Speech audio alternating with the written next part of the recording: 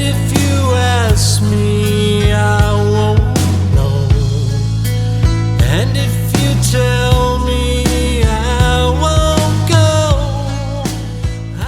Hello, everybody. It is my great pleasure today to introduce to you some very special people. There's Mr. John Kleiman, the owner of Jingle Bell Rock label, and there's Rich Hall, lead singer Howdy. frontman of Follow No One, and we're having a problem with HB Wild, Henri Brown.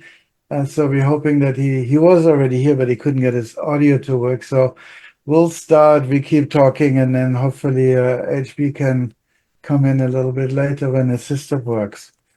So thanks for Hi, coming Hellmut. in, guys. Hi. Great to be here. Yep, nice to be here, Hellmut.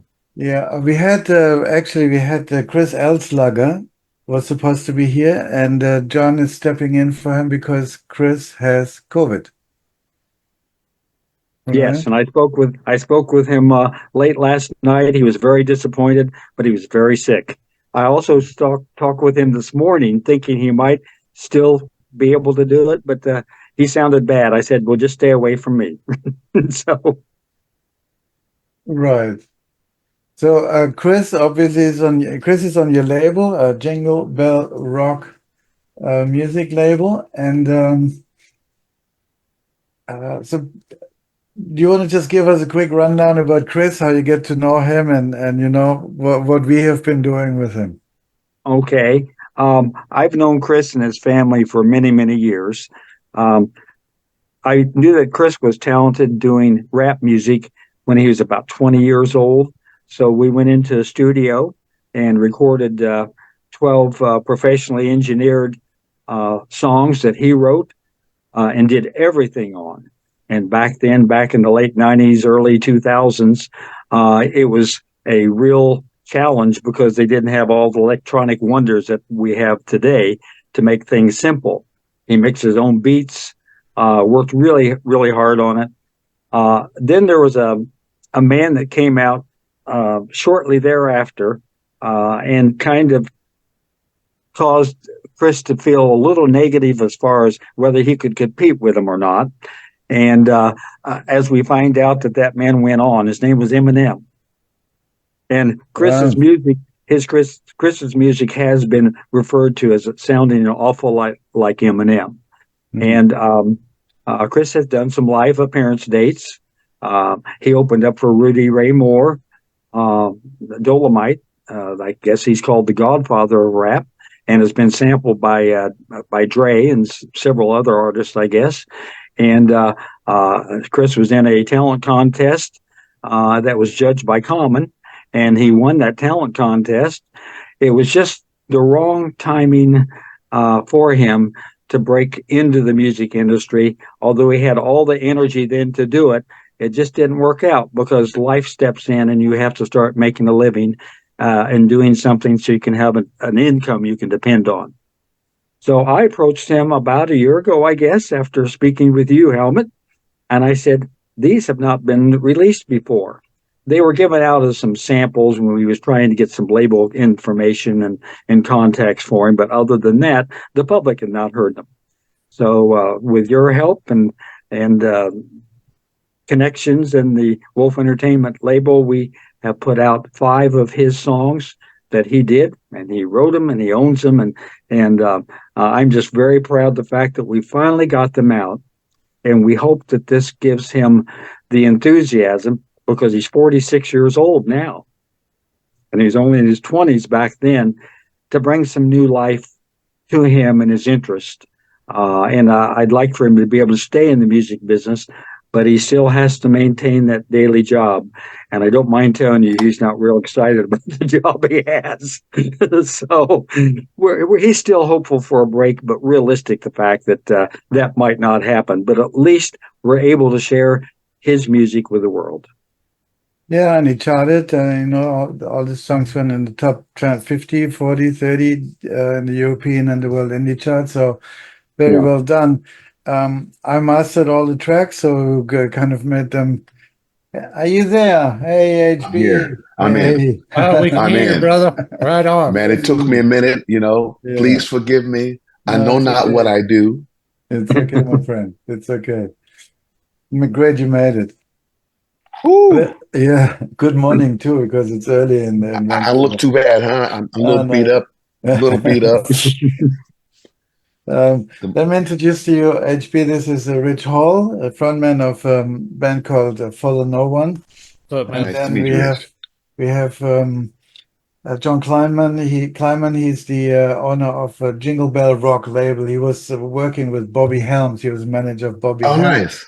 And Yes. we did all these Jingle Bell Rock tracks, remixes in all these different languages. That's how we got to know each other. Oh, nice. Great to see you. Nice to see you guys. I can hear you and everything. I'm pleased. I got it to work. Wonderful. Just so Great. that you know, Henry is he's from Vancouver. He's a singer, bass player, producer, superstar, film movie star. His brother is his first cousin was Jimi Hendrix. So he's a very musical family, and he's doing great things. We'll talk about that in a minute. Yeah. Nice. So, do you want to just tell everybody a little bit about the Jingle Bell Rock project that we pulled off last year, John? Okay. With your help, we were able to get 19 versions with very talented artists from around the world. And what we did was we lifted Bobby's voice off of a master that I own and left Bobby singing certain parts of the song. And then the additional parts of the song were sung in different languages. And Hellmut was able to edit that all together. And I will be honest, I presented this idea to a couple other people who said, that's the craziest thing. It'll never work. Well, I found someone that was as crazy as I was, and Hellmut was able to make everything work and pulled it together, and they turned out fantastic. We have Marcelita Pomoy doing one of the versions, who won America's Got Talent. He has an extremely high voice and low voice. We have Skip Martin, who did a good version and added trumpet to it, which is what I really like. And the other versions are just also, they're very great. And they have their own style and twist to them, but you still know it's Jingle Bell Rock, the one that the whole world knows. And I know that Bobby would be tickled if he were still alive that this song was being sung in languages that people around the world can actually understand. That's great. Yeah, it's in Tamil, it's in Hindi, it's in Croatian, Armenian, Japanese, obviously English, German, Portuguese. So we really went through all the lengths to get this done. I think we worked on And it. you leave the track intact, or No, we used actually we created a new backing track, okay? and then I ripped the voice of the original track of Bobby. Mhm. So we just had his voice only. Right. And then we edited that back onto the backing track. And then we had space. We left space for the other singers in the different languages to sing. Wow. So we had to then have it translated, and then it had to be sung, and then it had to be mixed and mastered. So it's out there. You can go on the Good Bobby work. Helms Duets channel on YouTube, and they're all on there. And I'm gonna go check that. Yeah. Yeah, Bobby Helms Duets channel. So That's great. cool. Cool. Well, good work, gentlemen. Good work. Thank you very much. Hellmut made it possible. I believe that. I Cool. believe that. Well, let's go move on to Mr. Hall. Rich, tell everybody a little bit about Follow No One, please, and you know where you guys are from, what's going on, and you know the difference between Portugal and America, and please give everybody an overview. Yeah, Follow No One. Yeah, that's a project that was started by myself and Pedro Marino Almeida, and he is in Lisbon, Portugal, and I'm in Colorado. And I was in Kansas City at the time, but we started this project in around 2016. We started working on our first song, and in 2017, we dropped our first EP after releasing some singles that had done okay, and we were off to a good start. So we just kind of had one of those kind of gentlemen's agreements. Hey, if this works out, awesome. We'll keep going if it don't, and it seemed to catch on at first. And so we just decided to keep that going. And in 2019, we were nominated and won the award for Best Rock Act at the JMA Awards down in Nashville for a song first song I actually wrote out here in Colorado called Your Time of Dying. And after that, COVID hit. So and we're talking about how he was talking about how life, just kind of interrupts your plans earlier. And that kind of not only interrupted ours, but everyone I'm talking to right now as well, So Yeah. I'm sure whatever y'all had going, you probably changed things up a little bit because of what COVID. So yeah, we were ready to go, and then that happened. So I'd had a project that, I guess if you want to call it a pet project, but I'd been working on an album, a concept album that involved a true story, and that told the story of my near death in 2014, which kind of led me down the path back to music. And to make a long story short, in about 2012 or so, I got divorced. It's like playing a country song a bad country song backwards to get it back. Well, I never did. I lost my job and everything I had basically, and went down a bad path there for a little bit. Just kind of the wheels fell off, if you know what I'm saying. Yeah. Which it does to a lot of dudes, going through divorce. And I had children at the time, and it was just all gone overnight. So that culminated in a series of events that led me to 2014 when my blood vessels in my throat exploded and I bled out. And by the grace of God, I survived that. So when I got back into music, I started out just working on demos of different tracks for that project. And lo and behold, when COVID hit, I had some time. So I approached Pedro and asked him how he would like to do a concept album. And I said, I want to do it in a little bit different way, though. I want to involve actors, and I want to have actual scenes in between the songs that kind of tie this thing together and make it like one continuous recording, like a movie, for lack of better terms. Yeah. With just the music being more so the focus than, the scenes themselves, but using it all together to tell that story. So we released that album back in 2022, and that's kind of how I maybe got recognized by Hellmut when he saw us release that. And our video for Faith. Kathy introduced us. What's that? Remember? Kathy introduced us. Oh, yeah. Okay. Yeah. And my great memory is one of the benefits of what happened to me in 2014. It comes and goes. But yeah, so I started working with Hellmut, and we've been doing that for the last 2 years, and have released a couple singles and a video. And I don't know, we're just like everybody else in the business right now, as it changes constantly and rapidly and et cetera and so on. We've been messing with some different approaches and things lately, and started a podcast over on Patreon called the Technical Difficulties Podcast, which every one of these shows, we're about like that.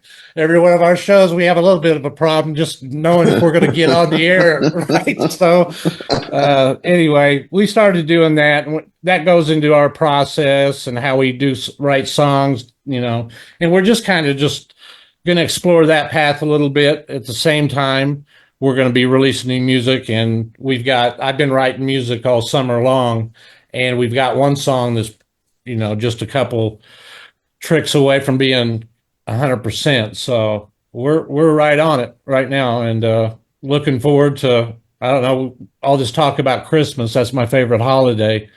So I'm actually I'm one of those idiots that doesn't get mad when they see the Christmas decorations go up after Labor Day. I'm one of those people that get excited. So now you know why that stuff exists. Nice. Do you get snow where you are? Just a little. In Colorado, yeah, we get some. Yeah, quite a bit, but not yet. No, I mean over Christmas. I mean in Oh, Christmas. yeah. But actually, a couple of years ago, we got snow on September 1st. Oh wow. Yeah, with 90-degree weather the week prior. So where I'm at in Colorado is a little crazy like me, so I fit in well. You're home.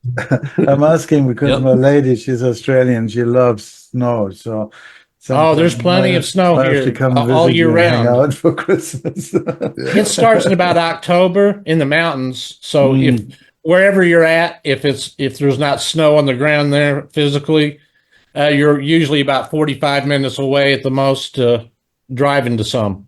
Yeah. You just start driving up. And the same applies in the summertime. When it gets really hot, we kind of try to get out of the heat and drive up an elevation and drop it about 20 degrees. So Mm. it's So nice. the last song we released from you was called "Coming Home." Please tell everybody a little bit about what the song is about. Oh, yeah. Well, Coming Home was a song that really started writing itself, back when I was deployed in the Middle East. This has been years and years ago, but I started writing that song then, and I'd always wanted to get, you know how songs are. They have to have the right moment, and if you don't want to force it when it's not ready. And quite honestly, having the ability to not be in the middle of it and then look back on it as well, maybe 20 years later, that experience and everything, I finally got all the other information downloaded, into my brain, what I needed in the perspective and the experience and all that stuff wrapped into one to say, okay, I'm ready to complete this song now. And Pedro and I really try to show the two, that war is often glorified, but there's nothing that glorious about it most of the time. And we tried to show both the beauty of sacrifice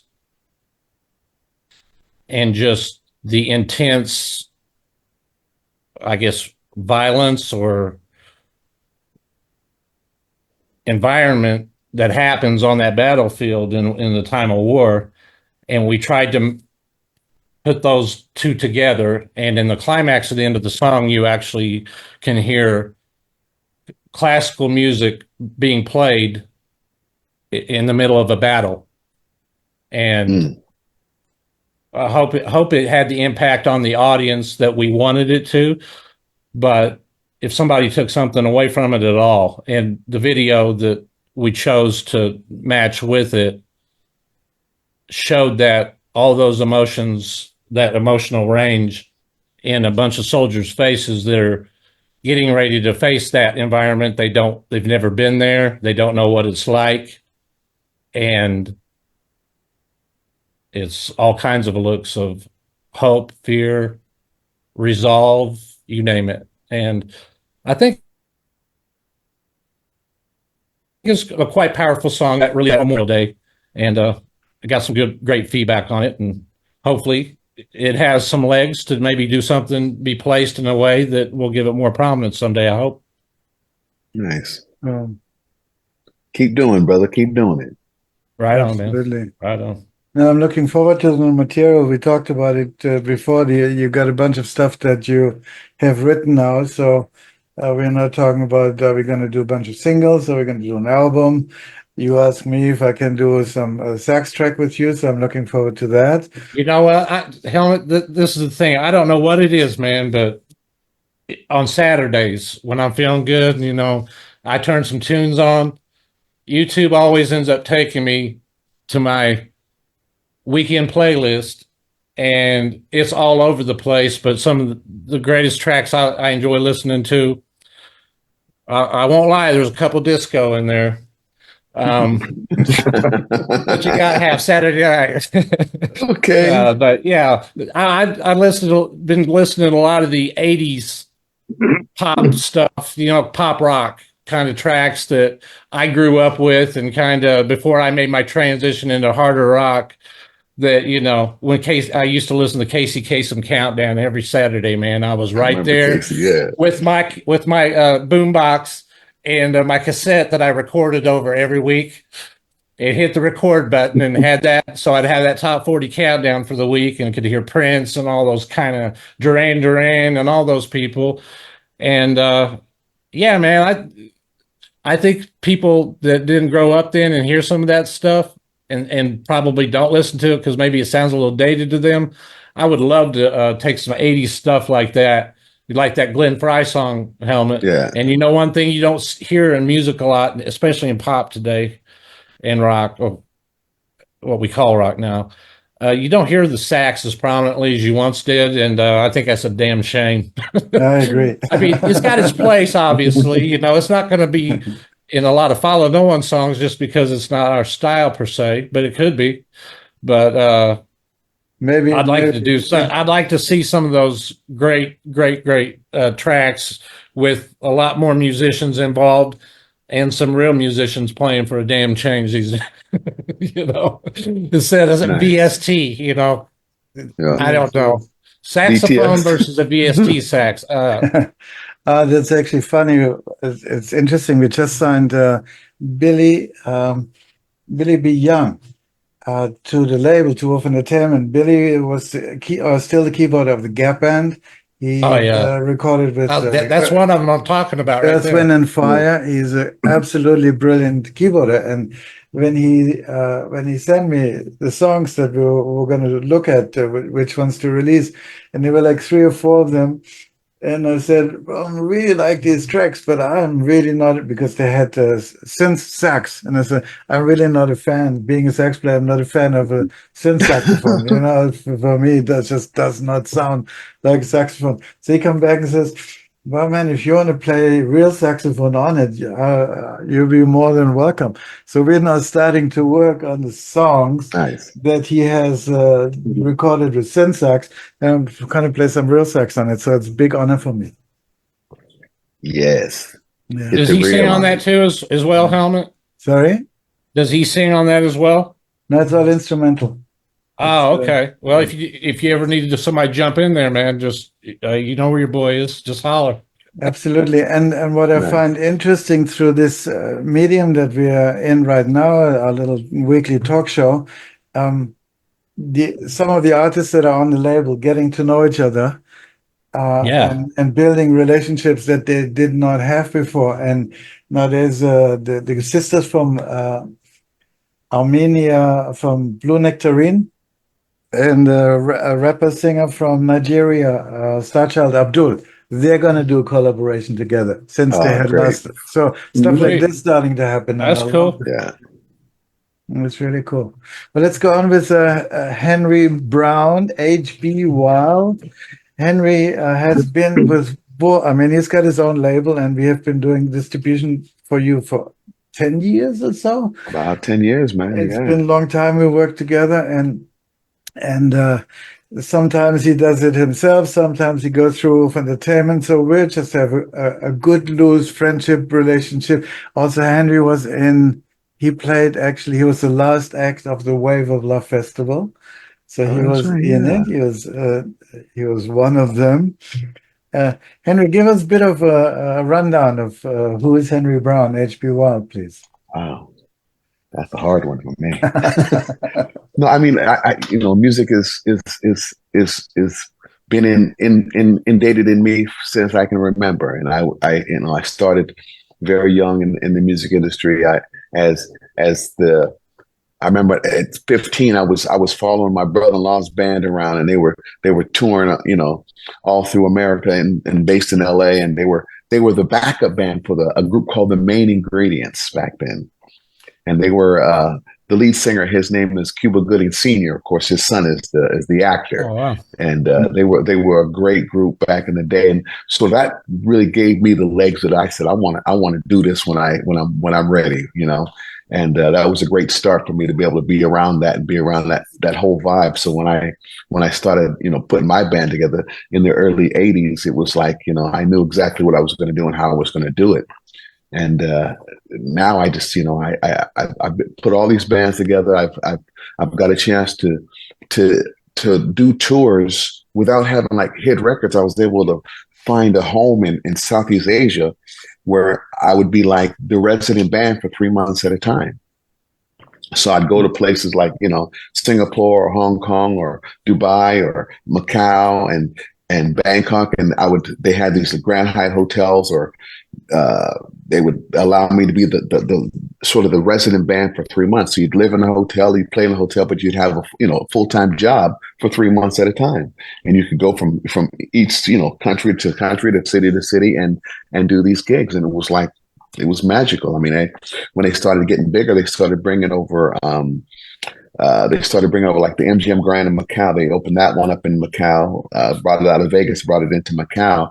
Macau was like the Las Vegas of Asia. So they do about 3 or 4 times the money is like the MGM Grand in Vegas versus the MGM Grand in Macau. Then they opened the Venetian. They asked me to do the opening for that as well. So I started doing all the openings for all these different casinos and hotels in Southeast Asia. And I just kind of never looked back. I just kept going. And I started doing little joint ventures with them. So they said, well, we'd like you to stay another 6 months. I go, no, I'll come back though. And so I'd go home and I'd record a new record, and I'd do a joint venture with, say, like the MGM Grand. So I said, okay, let's do a thing. I put together these little booklet projects so that you have a nice, it's almost like an album, except for the size of like a piece of paper, and fold it in half, and then it had about 3 or 4 pages in it. The back page would have the CD. So I said, you put this in every hotel room, and if they pull the plastic, it's like the mini bar. It goes onto their bill. So I had them put it in every hotel room in the hotel, and we did great with things like that, kind of off the grid, but yet doing okay. It was quite fun. And I started coming back, and in about 2012, I started coming back home to participate in the what they call the Experience Hendrix Tour. So you have all of these, great guitar players: Buddy Guy, Billy Cox, Dweezil Zappa, Johnny Lang, Taj Mahal. So many guys. They had Zach Wild from Ozzy. He was on the tour with us. They had Joe Satriani. They have what's his name? What's Joe's guy? Steve Vai. They've had the guy from Aerosmith. They have all these different guitar players. There's usually about 15 artists on the tour, and they travel through across America, playing all these different shows. And yeah, it's called the Experience Hendrix Tour. We're coming to Colorado too. Awesome. Yeah, the tour starts September the 19th, and it goes from Seattle to Florida. So I know I think we're going to Denver. I think we'll be there. Denver. Cool. Yeah. Cool. I think it's, Should go visit Rich. Yeah, that's cool. Yeah, for sure. So what I you started in Indianapolis. We did do Indianapolis at one time. I'm trying to think, when is it? I don't know what's close to that, but if you get a chance, take a look at the tour dates, and it shows you all the different cities that we'll be in. And if they are, something that's close to you, then let me know, and I'll make sure that you guys, get to come in and see the show. right on. That'd be When are great. they coming to Europe? Hell yeah.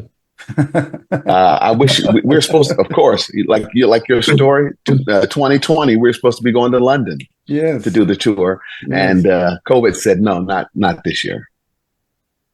But it COVID should. put a call on that one. So, It but hopefully killed they're going to get that together again, so we can come over to Europe. It would be awesome. It killed 4 of my tours at that time, so there was It's a crazy. bit of a downer. Did you actually meet Jimi Hendrix? Did you get to hang out with him? I don't know. I got to meet Jimmy one time when I was Okay. young. I was about 10 years old, and he came to the Coliseum. I think it was 9 or 10, and he came to the Coliseum, and of course, all the family went to the show. And because when he was a young kid, he lived with my mom and my older brother and sister, so they all kind of grew up together. Hmm. So of course, we all got a chance to go to the show at the Coliseum in Vancouver here. And then after the show, he got to come back to the house and had a nice little family get together. And that's the only time I've ever had a chance to spend any time with them. But that was cool. That was nice. That was nice. Yeah, cool. Now, I please wish I tell- was a lot older so I could actually Yeah, good, get a play chance some to enjoy, music. Play producing with some him. Yeah, stuff with it. with Jimmy. That would have been nice, okay? Oh man.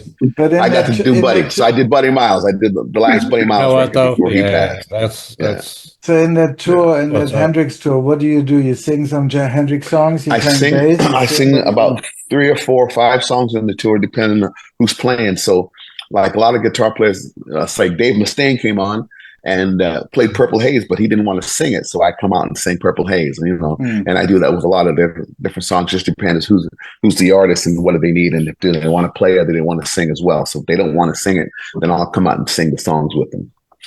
But that's how I got Joe Satriani to do that song with us. We were on the tour, and I said, "Here's a song I'd like to do." And he said, well, "I'd love to do it. Send it to me, and let me lay a solo down." And he laid an amazing solo on a very cool sort of Absolutely. Latin R&B kind Make of time tune. for love. I remember Yeah. driving through Australia, and you sent me the song. Say, "Have Yeah. listened to this," and we're in the car pumping that song. It's so cool. When that solo comes on, it happening. really it has a Yes. presence. It's For amazing. sure. Yeah. Yeah. Yeah.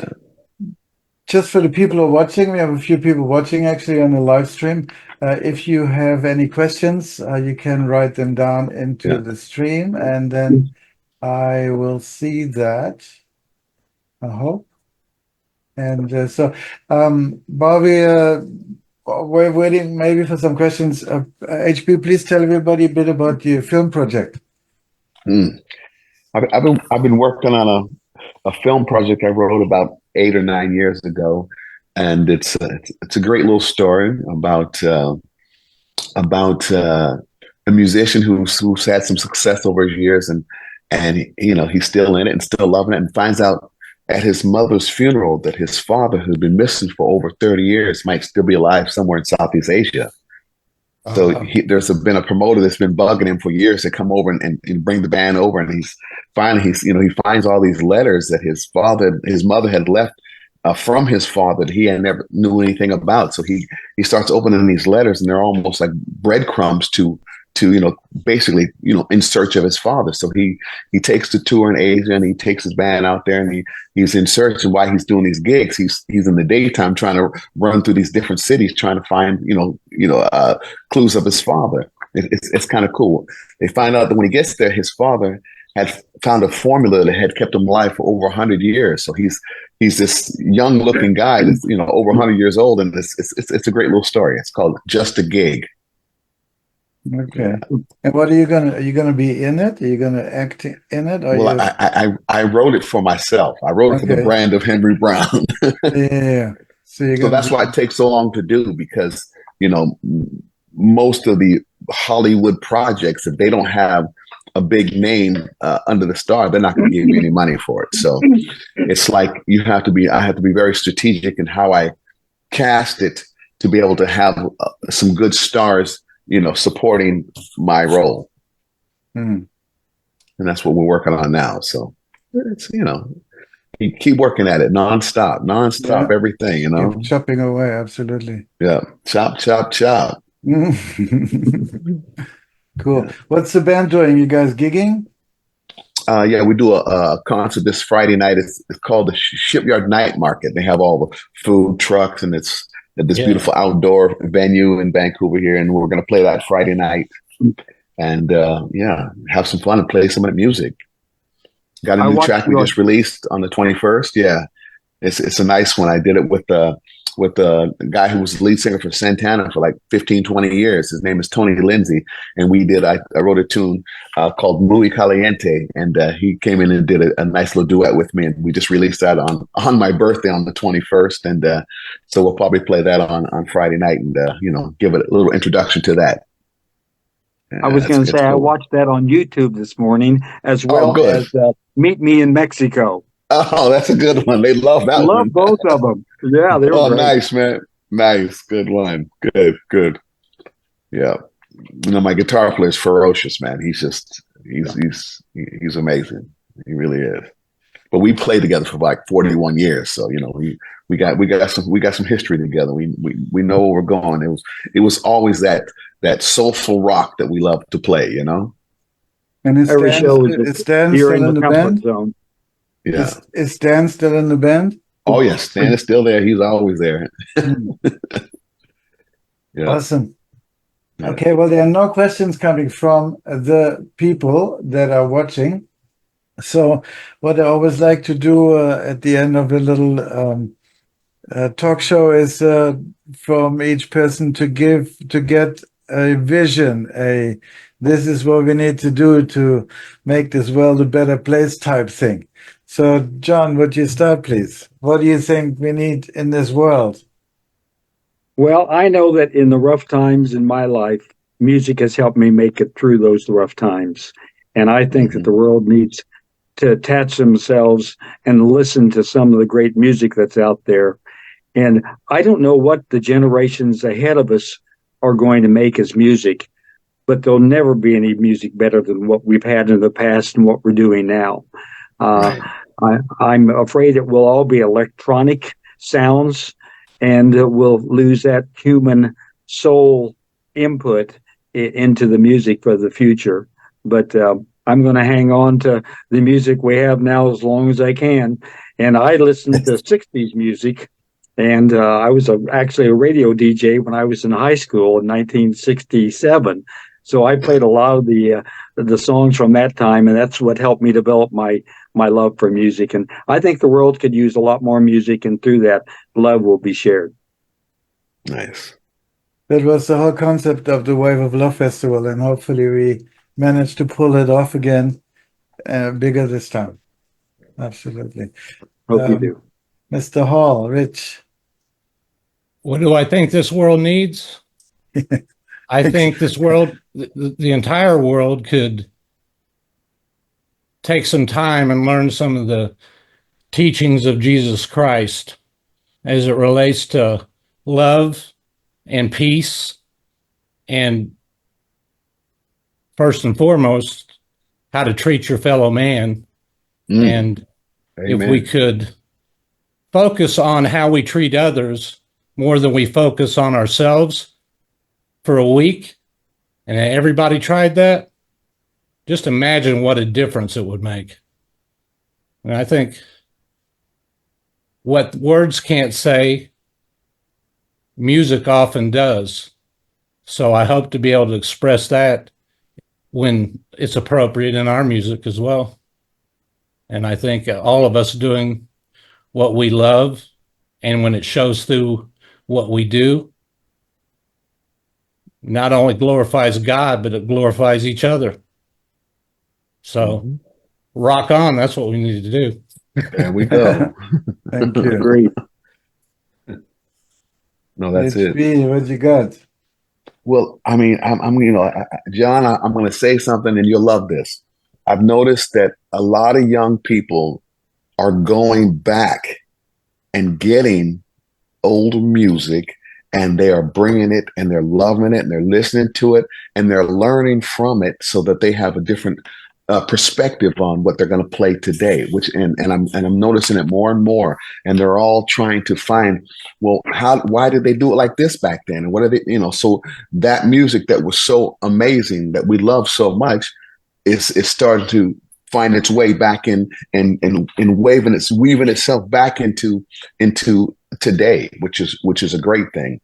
So I mean, music is really one of those things that people are now starting to, they're getting tired of what's happening today, and they're going back and they're getting stuff. So you're getting a chance to have people go back and listen to some of the lyrics that people, because people are writing about how the world should be for many, many years. And they're going to continue to write songs that reflect, how they should be treating each other, and how they should be acting to each other, and how they should be trying to find a way to come together with each other within songs.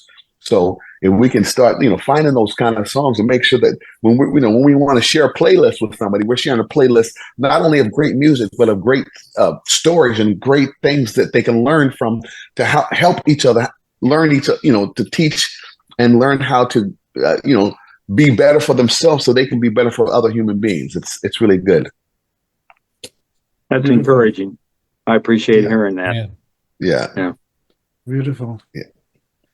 All right, gentlemen. Keep on doing. I like it. He said, "Rock on. Let's keep rocking Yeah, and let's rolling do it. until we can't do it no more." Exactly. Till the lights go out.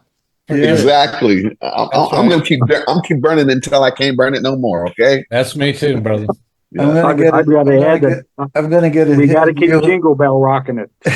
Yeah, Okay. Keep on doing Jingle Bell rocking it. Okay. There we go. I'm gonna get I a remember new when hit you were talking about it, Hellmut. I was like, Yeah. Jingle Bell rock? What? You guys crazy? I'm gonna get But I a knew new hit. if he got his mind around it, he's gonna make it happen. Yep. I'm gonna get a new hip next month, so I'm gonna be a little bit on the down low. So hopefully afterwards I can, because I haven't been able to really go on stage and play because I don't want to walk around with a walking stick on stage. It's a little bit silly. So I'm hoping that after the hip replacement, I can get active again and do some gigs. It's been a while. I had that full knee replacement, and I was running across the stage in 3 months. So you will be did, okay. yes, you Helmut, did. you could be like the bionic man. You know what I'm saying? Okay. Yeah. I feel strong. I feel stronger than I was before. Come on, let's Yeah, go. Good on you. Good on you. Yep. All right. Well, gentlemen, thank you so very much for coming. And And my apologies for being late and not getting it together. They had me on the movie set very late last night. Okay. Okay. thank you for making it at all. thank you. HB, Yeah. very much. Nice And to meet thanks you all all. for- Yeah. Thanks. Thank you all for coming the on. sharing. All right. Wonderful meeting you guys, man. Yeah, And you too, man. if there's anything we can do together, let's do it. The collaboration sir. stuff is amazing. I built a travel trailer, and I built my studio in the travel trailer, so I can go anywhere and record with anybody. Okay. Oh, there's a good That's idea. it. That's an interest. There's a TV show there somewhere. It's a That'll be good one. also That's a interesting. good That'll be one. also interesting. Yeah. Yeah. Absolutely. Okay, you got my wheels. All right. You got my wheels turning now, man. There you go. All right. Thanks, everybody. All right. Bye-bye. Okay, brothers. Take care. Blessings to all. Auf Wiedersehen. Auf Tschüss. Wiedersehen.